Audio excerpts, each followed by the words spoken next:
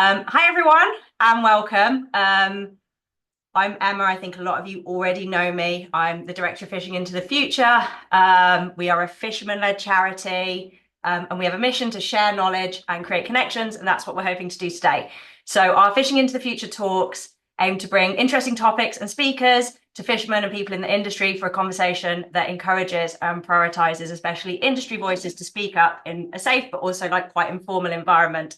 So the idea is that after this call, we're all better prepared and better connected in order to work together effectively. Few bits of housekeeping if everyone can stay muted. I know sometimes it's a bit difficult to do that, so we might mute you if you are unmuted, and keep cameras on if you want to, if you can, especially in the discussion. It's nice to see each other.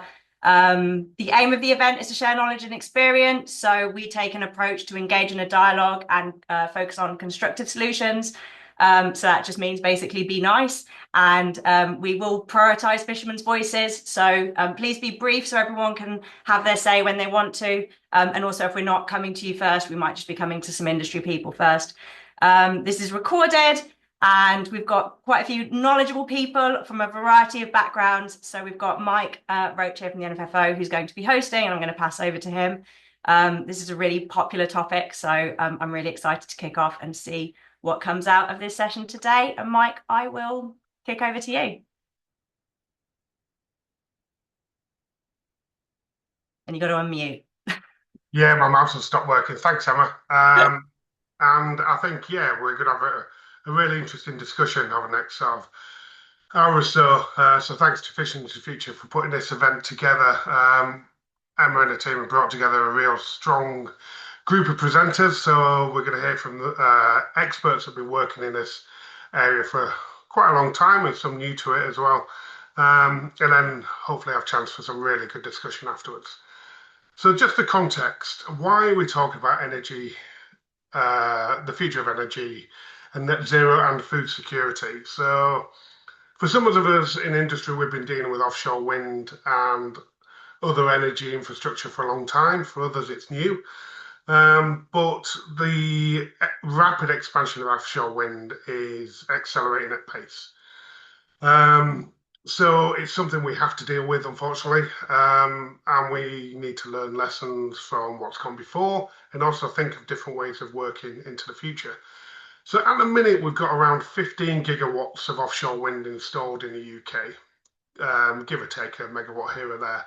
But the ambition is to double that by 2030. So that's only 5 years away. So the ambition is for 30 gig by 2030 and upwards of 125 gigawatts by 2050. If there's further ambitions for Scotland that could see that close to 150 gigawatts UK wide. The ambition in the EU, because we have neighbours very close, is 300 gigawatts by 2050. And all that doesn't make much sense when you're at sea. But if you think roughly 1 gigawatt is about 2 kilometres squared of space that they need for floating wind and offshore wind moving forward. So you can see it's a huge amount of sea space that is needed for these future developments. The size and space needed may change and has changed over time depending on the technology that's deployed. So we started with 3 megawatt turbines for round one. Now we're looking at 15 megawatt turbines for round five. So the bigger the turbine, the fewer they need to install and the less space in theory they need. And all we've seen to date is static monopiles, so static wind turbine technology. The future is on the cards now is floating offshore wind, particularly in the Celtic Sea and in northeast and around Scottish waters. So floating is the future, and that's going to completely change the dynamic we have to date. So engagement with the process is incredibly important, but also incredibly complex. So we brought together a group of speakers that work across a piece of offshore wind and fisheries to hopefully break down some of that complexity. And this is whether you're working on a site-specific or a national level. So whether you're an individual fisherman dealing with a developer or an organisation like the NFFO or SFF that deal with the strategic level developments as well. There's accepted ways of working that developers like to use, but we're trying to change that for the better. And there's some really good examples that you'll hear from later. And all areas of coastlines are likely to be impacted, whether it's through the turbine arrays themselves, or the interconnector cables, or the offshore grid network that National Grid are currently working to build to support this, or cables sending energy from here to the continent and other countries as well. So the key question, and I want everyone to keep this in the forefront of their mind, is how do we balance a future and a thriving, secure food production industry against the backdrop of net zero ambitions and the need for renewable energy sources? So that is the key question of why we're here today. We probably won't get an answer to that question because it's incredibly complex. However, I just want everyone to keep that in the mind of how do we ensure that fisheries can continue when priorities from government are for increased and rapid acceleration of offshore wind. So not only is offshore wind one or the biggest spatial concern at the minute, we understand there is a marine protected area consultation live right now. That is a huge spatial concern that we industry are currently dealing with. If we can kind of shelve that discussion a little bit, because we've brought in experts around the offshore wind interactions. And just a reminder, fishing into the future is not coming down on one side of the fence or the other. They're not speaking on any behalf of anyone. We're just trying to facilitate conversation and discussion. And the aim is to bring together people for shared learnings and create a sense of community and connections moving forward. So without further ado, and we're already behind because I've waffled far too long there. Excellent hosting. I'll introduce, no, I'm not, I'm 2 minutes ahead. Apologies.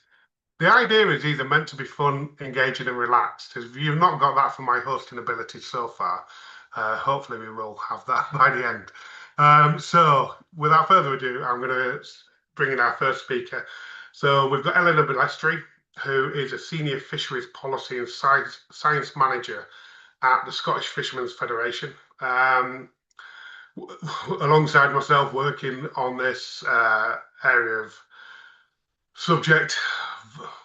Well, yeah, I'll leave it to Eleanor to describe the complex and important work that she's doing with the Scottish Fishermen's Federation. Over to you, Eleanor. Thank you, Mike, and hello, everyone. I am sure that entertaining you won't be a success for me either, because usually I tend to see the bad side of the things and not the good one. I'm not going to introduce the Scottish Fishermen's Federation. If you have questions later on who we are and who we represent, otherwise I'm going to take all the time. And I got the short straw to speak first, so I don't know what my boundaries will be, but I know that this is a topic that could take 7 minutes or 7 hours or 7 days, and I could still be talking about it. So I'll try to keep it to the first one, the 7 minutes. So I'm here to talk about the work we are, the things we are following and the work we are doing on offshore wind and its relationship to fish and fisheries. So the first thing we need to say is that it's not a simple topic to talk about. So I might go sideways a bit. So you keep me right, Mike, and at a certain point, just shut me out, mute me, and just go on with whatever you're doing. But I will brush through several things, but I'm happy to take them back at the end of the presentation if you want some more detail on things. So this relationship between offshore renewable energies and fisheries is multifaceted and quite intricate. It's a very complicated relationship. We start from the most intuitive potential impact that this structure will have on fishing, which is about the space, the competition for space. Mike just touched upon the layered interaction of fishing with other users of the sea or conservation areas. And I will just mention a report that we reproduced with NFFO a couple of years back, and there was the Spatial Squeeze report, that was looking into baseline and various projections into the future. And I would add that that was a very quick and dirty kind of publication, and it's also already obsolete. That's I don't want to go into the details of that. But it was projecting to a future where potentially up to 50% of the EZ would be lost for fishing due to the cumulative impacts on space of offshore renewables conservation and other spatial pressures. But there are other indirect or simply less known impacts that start from those on fish as individual of a single species, let's say, impacts that could be on the life cycle of fish and shellfish, or migration and pattern of movement, or impacts that could be more extended into what is a population of a stock. So individual, they might be impacted by noise, vibration, electronic magnetic fields, and so on and so forth. And as population, instead, we are looking into the potential impact of the presence and the emissions of these entities on not only the space they occupied, but also on prey and predator relationship and aggregation, and so on and so forth. A lot has been looked at so far, both at national and international level.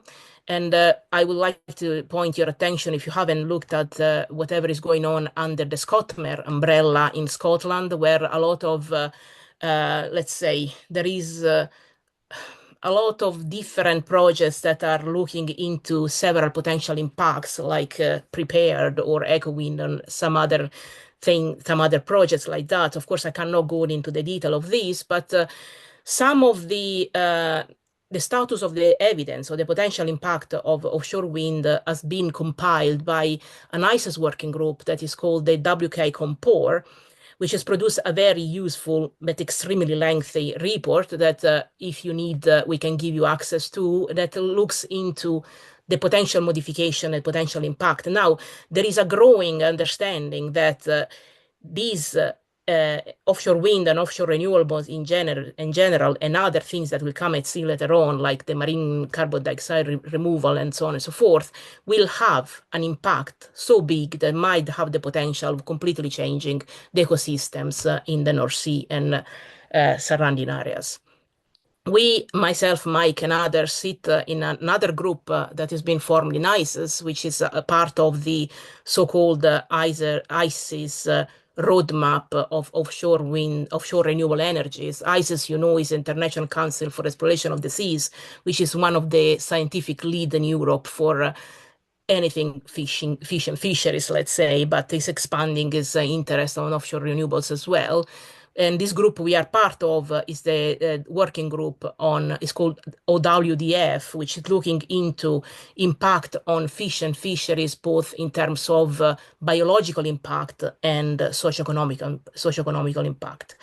Now, this group is just evolving. It's just finished its first round, and after touching upon several specific impacts, is now potentially looking into focusing on floating offshore wind, which we know will have a even broader impact on fishing, and also on stuff related to the decommissioning phase on fishing, after having looked at the construction and operational phases of it.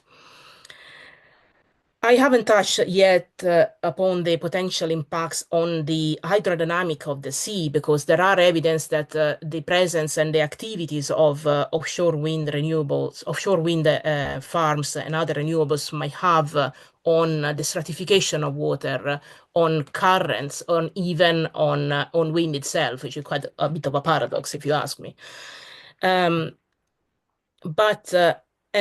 Of course, we could expand this chat and look into the whole mess of the so-called compensatory measures that will come out of the recognition that offshore renewable will have an impact on protected species and other features, and that would be allowed under the narrative of the overriding public interest, and will have to be offset by creating new measures for compensating this impact that might have in turn other impact, both direct or indirect, on fishing again.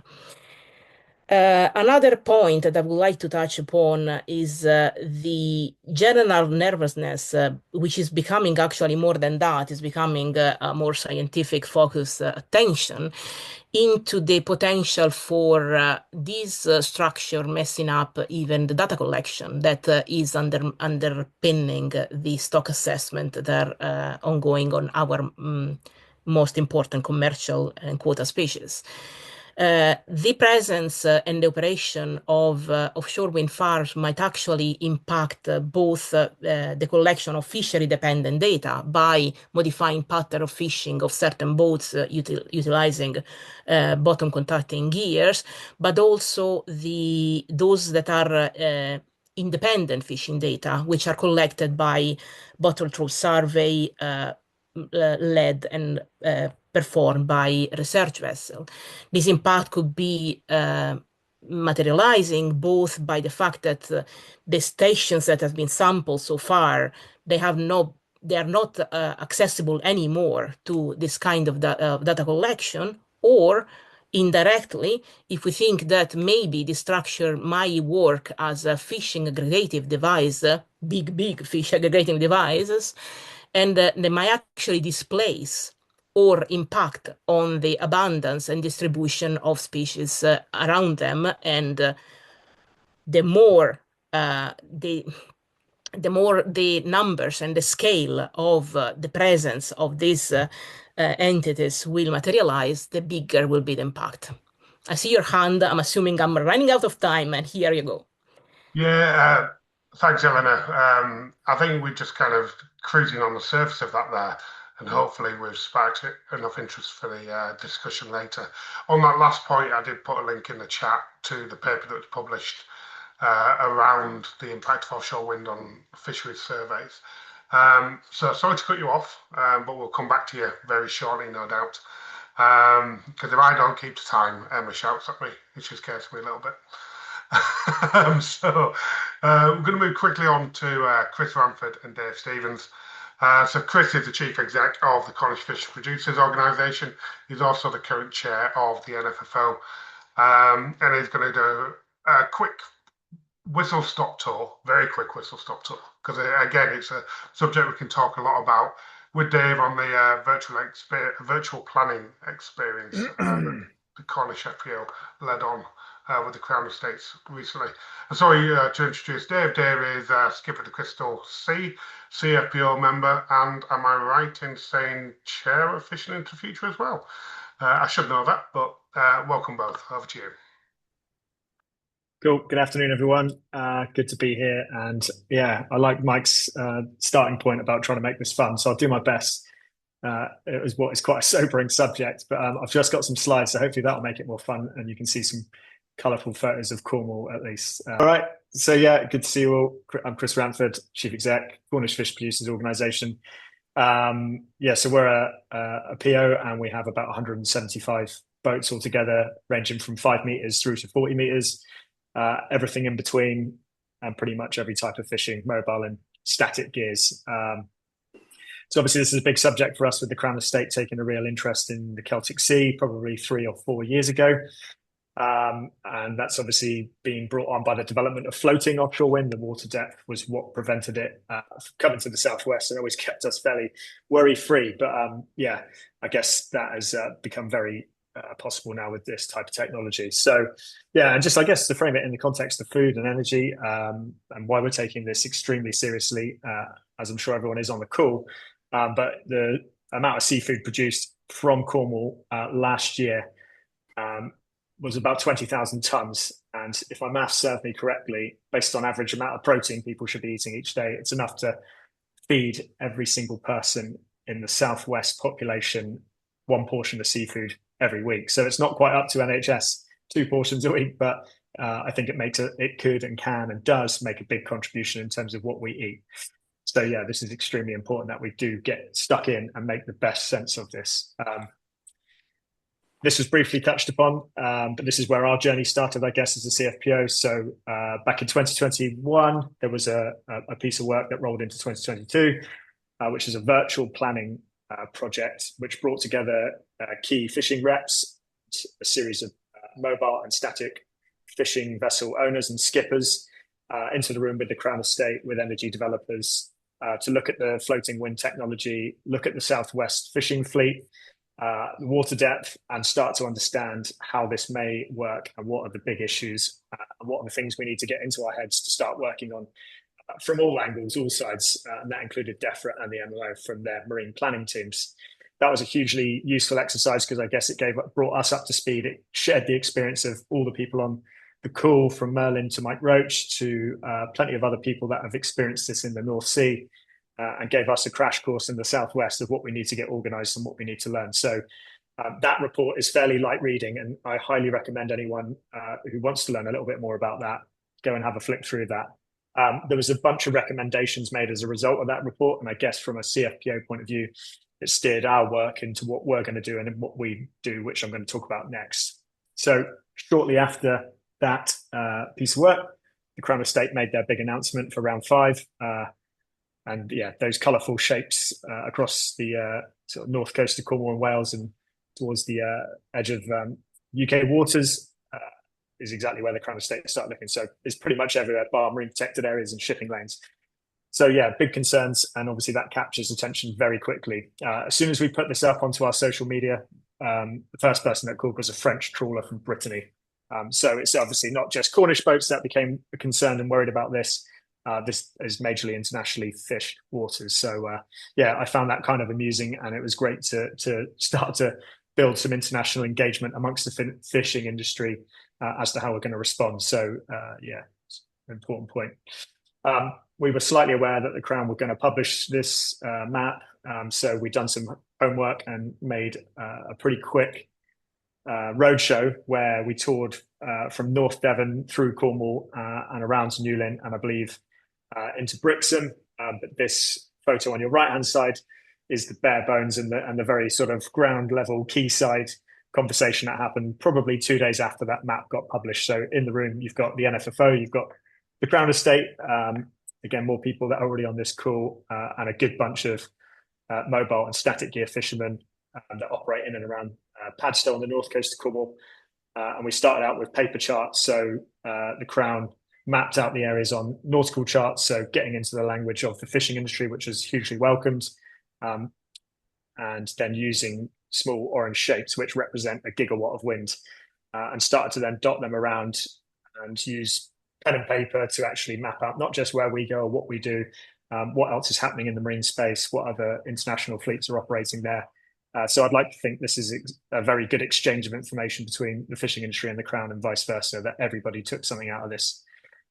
Obviously, there was a lot of, I'd say, fear mixed with anger when we saw the original map from the Crown. And this meeting probably started in that headspace, but became quite productive within the first half an hour. And I think we understand politically what's happening. And I guess that's a really important point. It's important to be bold and loud and clear and respect the fishing industry. But at the same time, we need to understand how best to work with this situation, because fighting and throwing rocks on the other side, the planning process will probably just pass by and you end up with a situation that's good for nobody. But I was also semi-aware that paper charts and shapes, and although it's quite a nice exercise, it's not really the sort of technical language that we know people are going to actually take away and plug into their more advanced mapping systems. And having been presented by an energy developer who was looking at a test site in the Celtic Sea with some data set and some GIS maps that were very far from accurate and got quickly called out by some of our fishermen, I realized we needed to get a much more detailed data set and mapping exercise underway, which is also a recommendation of the virtual planning project by the NFFO and the Crown Estate. Sorry, Chris, so, just to interrupt your flow a little bit, apologies. Yeah. If we can pick up some of the detail in the chat, I'm just seeing how many slides you've got left. You've got a couple of minutes left. Yeah, fine. But yeah, hopefully we can pick up the detail in the chat discussion. That's no worries. Thanks. Yeah. So yeah, this is just a quick snapshot, I guess, of the data that we pulled together.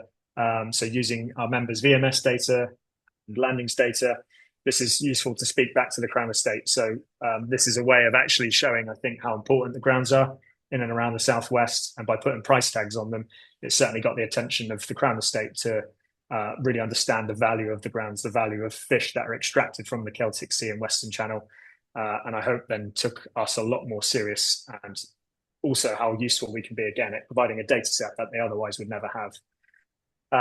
We've always been really careful not to just give data away. And I think that's a real key recommendation. Don't just submit data without actually having a fisherman attached to it that then stands and explains what it means. So what might look like an important area because it's worth X number of pounds, or it's got a sort of certain color on it, maybe the lesser value areas are equally as important, or important for a certain fishery or a community, or a small number of boats that have got no other option if they're removed from that site. So yeah, long story short, that then led to these final 3 areas here, and you can see them in the context of sort of Wales and Cornwall there. I'd like to think we made a difference. It's hard to understand sometimes. I think we give a lot of information to the fishing industry and kind of goes into a bit of a black hole, and you get something out the other side. And I think from our perspective, this is probably least worst of what those big sites I put up at the start of the presentation. So we can take this as a good thing, despite the fact it still lands on top of important grounds for some boats, some other international fleets that operate in and around this space. But again, that's a work in progress to actually get the people that make the decisions to actually explain back to us how our data did affect the decision-making process. So yeah, Mike, I mean, I'm happy to draw a line there, because I guess that brings that part of the story to a conclusion, and can dive into detail in the discussion in a bit more. Yeah, brilliant. Thanks, Chris. And apologies for the short time frame, because as both yourself and Eleanor have alluded to, it's incredibly complex. But if we go to Dave in the discussion to start to give his perspective on it, we can pick up there if that's okay with everybody. So thanks for that, Chris. We're going to move on quickly to Claire Shostak, senior scientist at Plymouth Marine Laboratory. Claire's recently published a lot of work around offshore wind and fisheries, and she's going to talk to us about the social and ecological impacts of offshore wind on commercial fishermen. Over to you, Claire. Welcome. Thanks very much, Mike. Hello, everyone, and thank you to the Fishing into the Future team for inviting me today, and Emma. So I'm going to talk about a piece of research that we did last year. So it's actually, we wanted to look at the interactions between offshore wind farms and commercial fishing around the UK, and also impacts on the commercial fishing fleet. So we constructed a survey which we posted online. It was open to anyone really, but our target audience was anyone that was fishing in UK waters, or anyone that had recently retired and had fished. And we followed the survey up with some more in-depth interviews with people that were happy to speak to us and give us a little bit more detail. So I know there's actually been some really good pieces of work, more like regional studies. I know the MMO have done some work looking at regional impacts, but with this survey, we just wanted to get an idea of a kind of picture of what was happening all around the country, and if impacts were being felt in all locations, and if they were similar. So we did have a very good kind of broad geographic response. We got responses from England, Scotland, Wales, Ireland, Northern Ireland, Isle of Man, and also a couple from the Netherlands, which was interesting. And we did have 52 responses in total. So I appreciate that's low in terms of the number of fishermen in the UK. But as I said, we just wanted to get a flavour of the impacts that were occurring. And I think it really helped us to do that. So I haven't got a lot of time today, so I'm just going to focus on 3 of the key findings that came out of the work. So the first one is what I'm going to call the ripple effect. So obviously, if a wind farm is earmarked for location and surveys and construction take place, it affects the fishermen that are fishing in that particular area. But then they have to move, or generally they will move to fish in another area that's either up or down the coast, or perhaps further offshore or come inshore, depending on where the wind farm is. So actually it's impacting more fishermen that are outside of that area, because you're squeezing that effort into other locations. And obviously that effect is potentially going to increase with the rollout of floating offshore wind in deeper waters. So just to highlight that really these effects kind of ripple away from the actual target site. The second key finding is all centered around monetary compensation payments. So in the UK, there is no legislation for compensation payments that should be made to fishermen in response to being displaced by offshore wind farms. And the process is very opaque, if you like. So we know that some energy companies do have quite clear frameworks and structures by which they decide who should be eligible for compensation and how much they should get. But other energy companies don't seem to have that. And what's that has led to is fishermen saying that payments have been inequitable. So some fishermen seeming to be receiving more than others proportionately. And obviously that causes social and economic conflicts. And also from the survey, it did suggest that mostly compensation payments go to static gear fishermen, and often mobile gear fishermen aren't even eligible to claim for those payments. We've had an issue highlighted, I'll call it fishing for compensation. So that's where fishing vessels will enter an area that they haven't historically fished in anticipation of compensation being paid out. There's another issue where compensation is not being used in the way that it was intended. So obviously the payments are there to kind of compensate fishermen for lost income during periods of surveys or construction. But there have been reports in the surveys of fishermen using that money to perhaps buy more gear or even to purchase a new boat or a bigger boat. And obviously that's not quite the way the system is intended. So that's another issue that's been flagged up. And also the fact that at the moment compensation tends to be only applicable to a short-term basis. So it's just for a period of a survey or construction. But if fishermen can't return to that area once the wind farm is operational, you've then got long-term impacts. And at the moment, the compensation is not accounting for that. So quite a few issues around compensation. And the third issue, the third key finding, I just want to mention about the ecological effects of offshore wind farms. So there's the impacts from the turbine structures themselves and how they affect fish and shellfish populations, and also potential impacts from electromagnetic fields from the subsea cables. Obviously, impacts are very species specific, but there's limited information for how different species are affected. We had reports, for example, of a huge amount of dead crabs being observed in pots after a period of pile driving related to an offshore wind farm. And we've also had quite a few fishermen reporting that a decline in catches of things like cuttlefish, sole and crab on the south coast, and they attribute that to an offshore wind farm. Unfortunately, at the moment, there just isn't enough empirical evidence to kind of prove or disprove those, and it really flags areas where we need to channel more research and more funding into that. And then just finally to wrap up, just to let you know what we've done with all of these findings. Obviously, Mike mentioned we published the paper with the results and with policy recommendations, and that came out in January. Please do get in touch if you'd like a copy. We've also, we're writing a follow-up paper looking at these issues on a global scale and looking at how things differ between different countries. And we're looking to submit that next week, so hopefully that will be out soon as well. I've presented these results at national and international conferences. We've written a policy brief that we've given directly to the social science and fisheries teams at DEFRA, and that was really centred around the issues with compensation.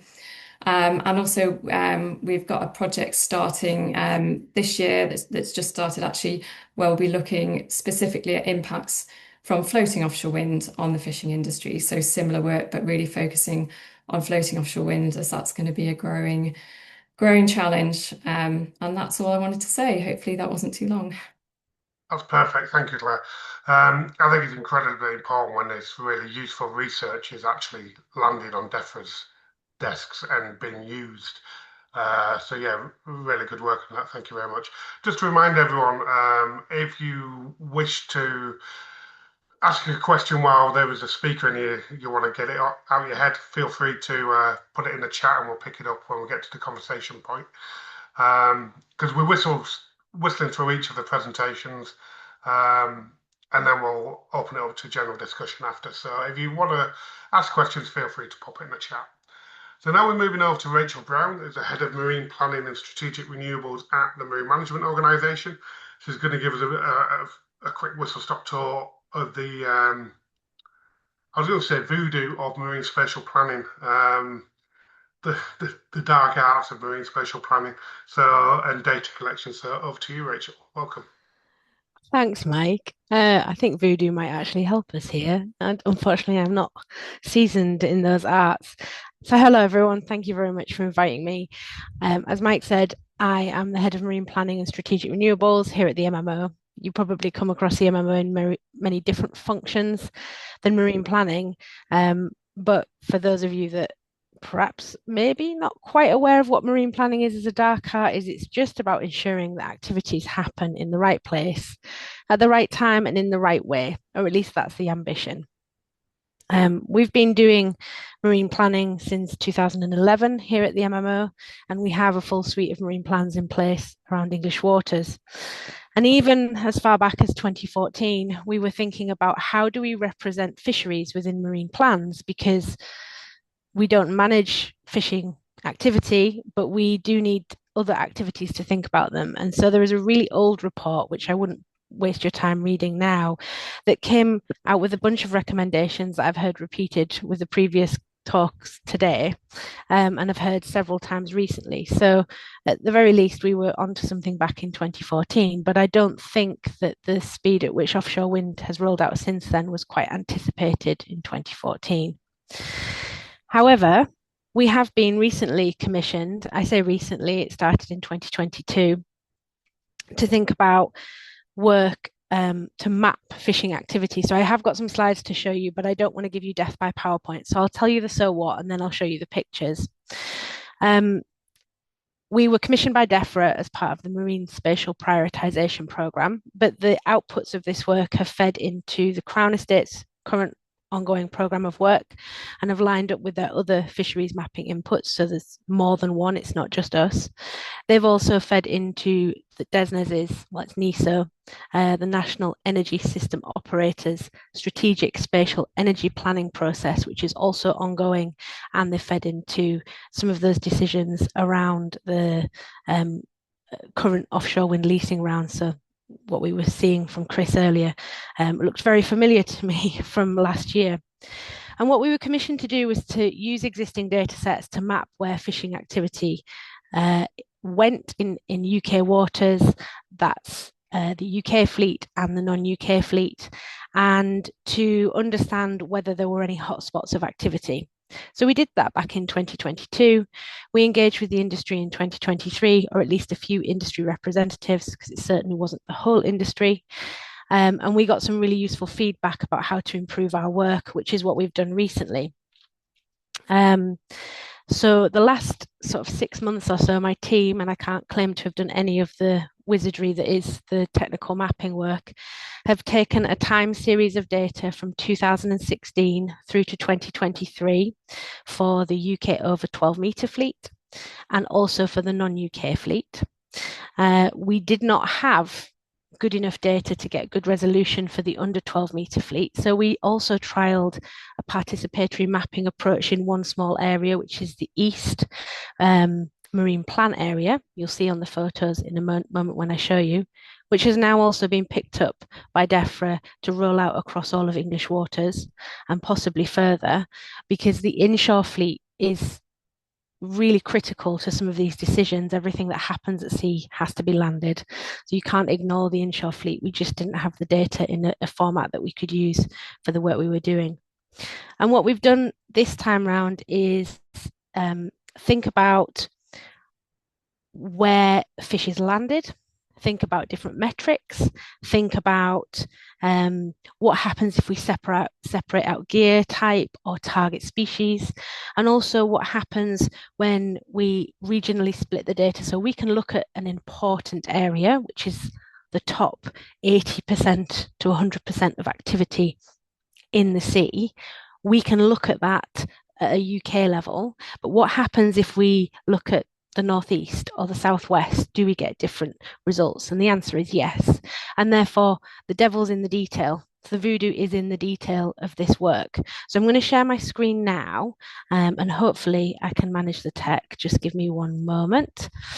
And I just want to show you some of the outputs. Let's see. Let's try this one. So this work is about to be published, and I will share links with Anna. Can you all see that? Yeah, that's perfect. Amazing. So the summary of this data, so it's not all of the outputs because I only have I probably only have 1 or 2 minutes left, but they are all going to be available on our digital Explore Marine Plans service. And there's also going to be a feedback link on there. So if something isn't looking right, we absolutely want to gather everyone's feedback. So please do get in touch with us. We're also engaging with some Crown Estate engagement over the summer with industry representatives. But this slide shows you, firstly, fishing happens pretty much everywhere. That's the first takeaway. The lighter colours that you can see are the lowest proportion of effort here, or weight, or value. And what's interesting where we look at these darker areas is regardless of the metrics that we use, if we use value, or we use weight, or we use effort, there's some overlap, quite a lot of overlap between the different areas. We can see that there are some really important areas around the coastline. So let's look in a bit more detail. Let's split it out for gears. And I recognise this might look very small on some of your screens, so do explore the data through the publications. But you can see there's a lot of is being driven by demersal trawls. You've got gill nets and entangling nets there, and you can see the prevalence of that in the southwest. These lines on the map here are our marine plan areas. We know that they don't line up with management units for fisheries. I didn't make that decision, but we're working with what we've got right now. And you can also see how some of the activity around hooks and lines is actually outside of our areas. So let's move on and look at per species. And you can start seeing that there's some variation depending on how you cut the data. So we've got cod here in the top left, top middle is haddock, top right is hake. We've got monkfish and anglerfish, bottom left in the middle the sole, and bottom right's whiting. And you can start to see that depending on the decision that you make about what a priority is, where the impact's going to fall. And the final thing that we've done this time around, which I think is incredibly important, is to map the number of, so where the fishing activity is happening, how many ports are fishing, how many ports are getting the landings from those areas. So the darker it is, the more boats land at different ports. And what came through in this analysis was that the area with the greatest number of ports operating in is just south of Arran here. And that had 23 different ports.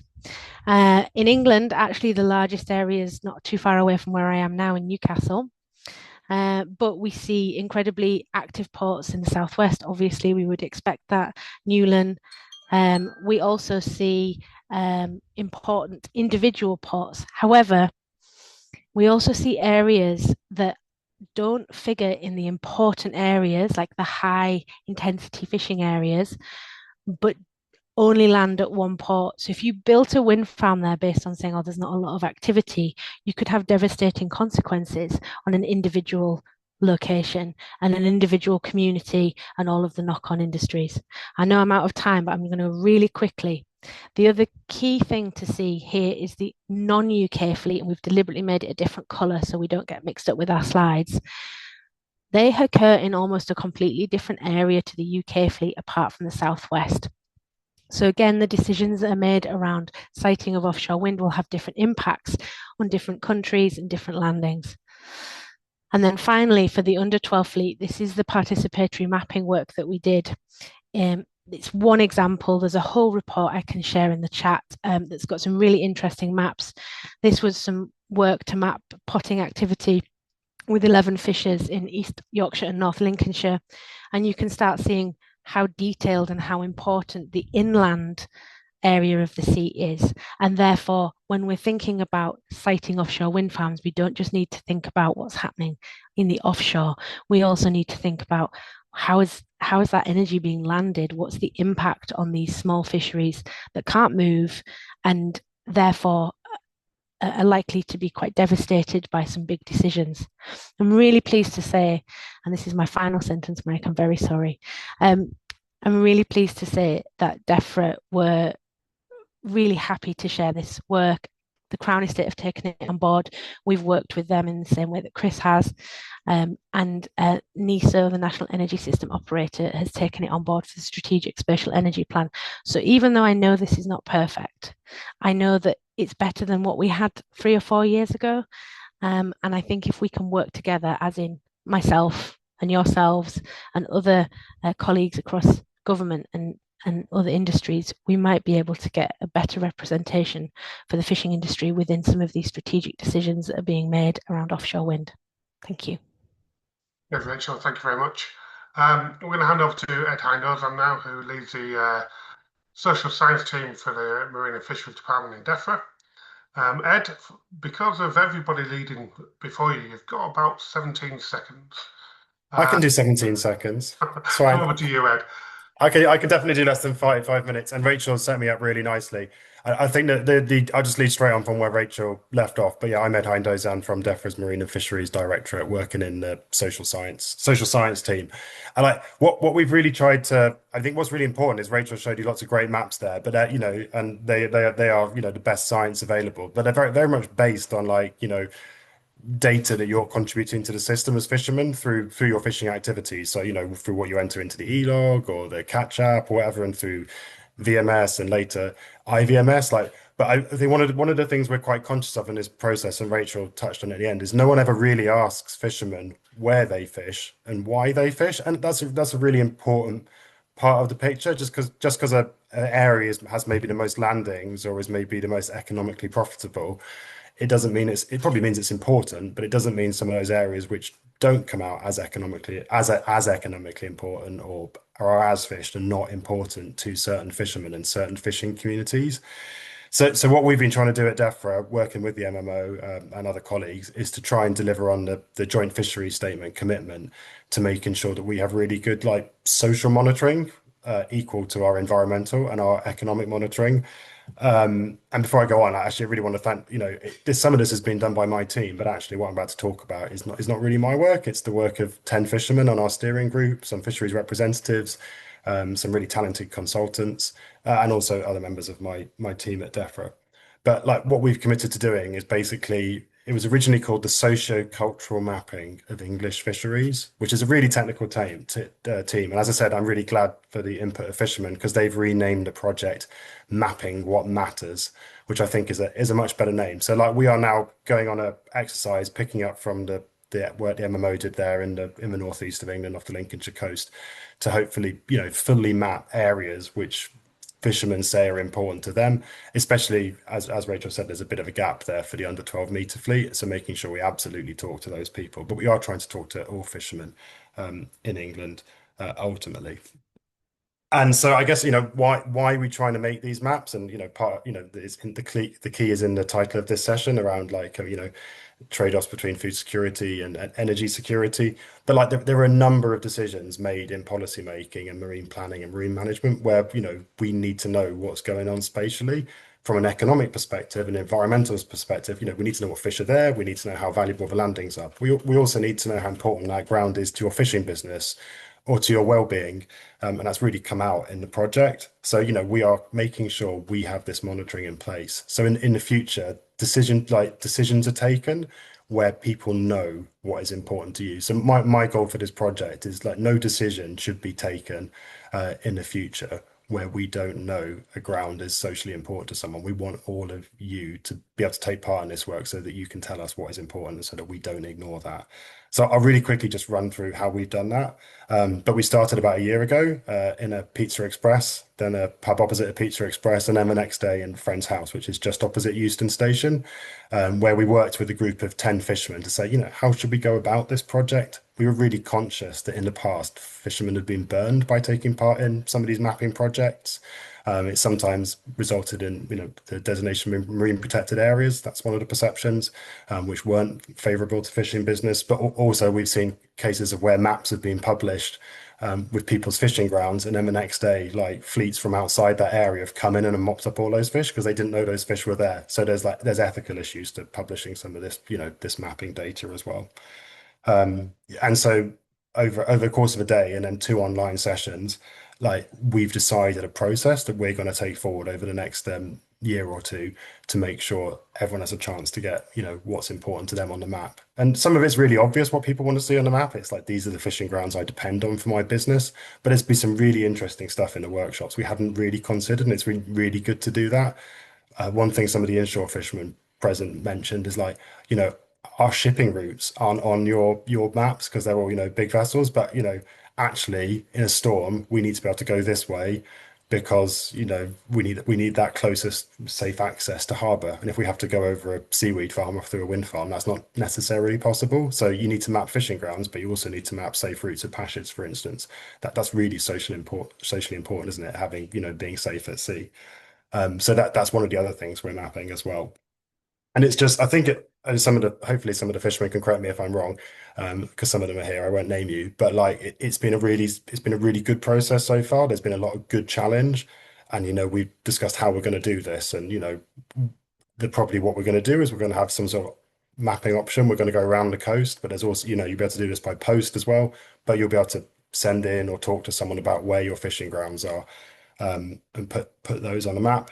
And we'll make sure it's an experience which is, I guess, good for you, smooth, and like where if you have concerns, then you'll be able to bring those concerns up. I think we don't know exactly what the outputs will look like yet, but one of the things which came in the workshop is the public version of what is mapped might look a bit like this, quite vague, just like named fishing grounds. And that's because we want to be really careful with people's personal information. What the real maps look like, which are used just not behind closed doors, but used in more sensitive settings where decisions have been taken, they might be more detailed, like some of the stuff Chris was talking about earlier. But we're very conscious, and the fishermen who've taken part is that they don't want all their fishing data just put on the internet. They want it shared sensitively, and that's something we'll certainly work on. And we won't publish anything that the fisherman who's given us their information is not happy with. And fishermen will have to withdraw from any time if they're not that keen on the process.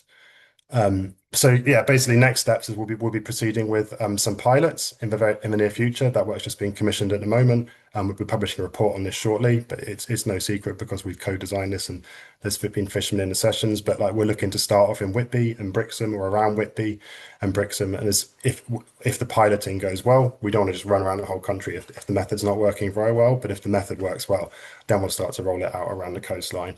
And hopefully, as soon as we're finished, this data will be able to go into decision making, and we'll have another layer of data which shows like where areas important to fishing are, and those areas will then be considered in decision making, in management decisions, not just for the development of offshore wind, but any decision where space is important. I know we're up against it on time, so I'll stop there, but I'm very happy to answer any questions. Excellent, thanks, Ed. And just to point people to the chat, there's some links and information being popped in there. So we'll bring Ed back in for the discussion after we have a quick chat with our final speaker. So we're bringing in Merlin Jackson. Merlin's a retired fisherman. You do an awful lot, Merlin, don't you? Independent consultant. You're with Thanet Fishermen's Association. You do fishery liaison work. You sit on fishery liaison and offshore wind and wet renewables working groups. And I'd find it difficult to find anyone that has been dealing with offshore wind longer than you. So I think when we first met, I had hair and you were fully dark. Yeah. You had colour in your beard. And this is what working in offshore wind does to us. But me and Merlin have worked together for quite a while now on different aspects. So I thought you're a really useful person to bring into this conversation. From your perspective, what's probably the most challenging element of dealing with offshore wind? Is it the process, the engagement, the liaison?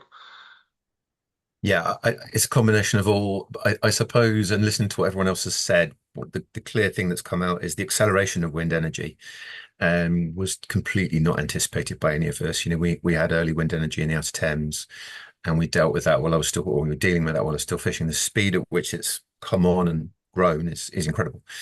I think probably one of the things, again, pulling out of what everyone else has said today, a lot of which is similar to what I would have said, is an awful lot, the importance of an awful lot of this pre-developer and how we arrive at the position of site selection and EIAs, even before a developer is really winning a lease.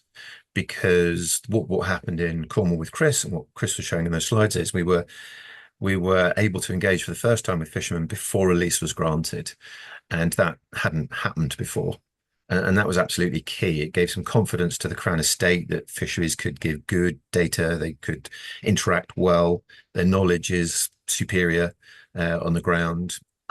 All of those factors led us to being able to use fishermen to collect good data to then inform site selection.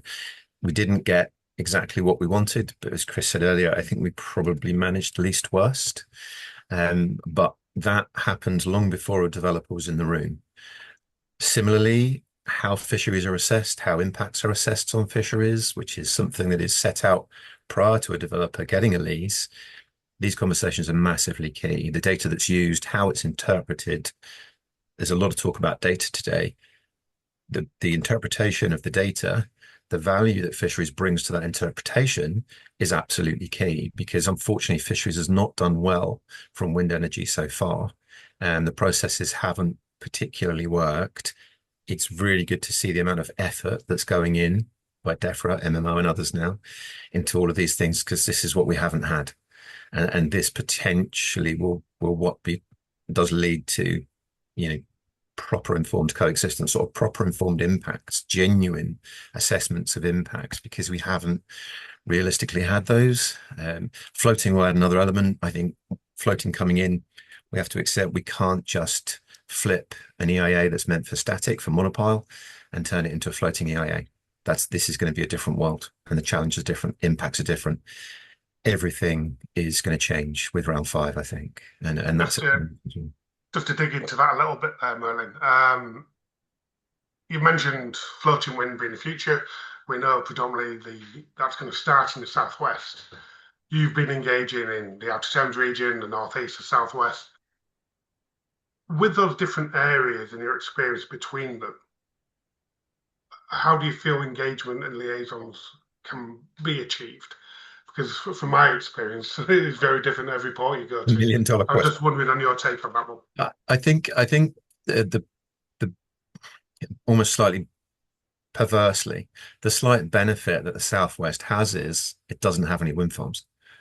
And so when we went to meet Chris and others in the Southwest, we had the benefit of starting the process in a completely different way. The entire East Coast, top to bottom, and right down through the Southeast, we have had wind farms for a long time, and we are used to a system that hasn't worked particularly well, hasn't worked very well at all for us.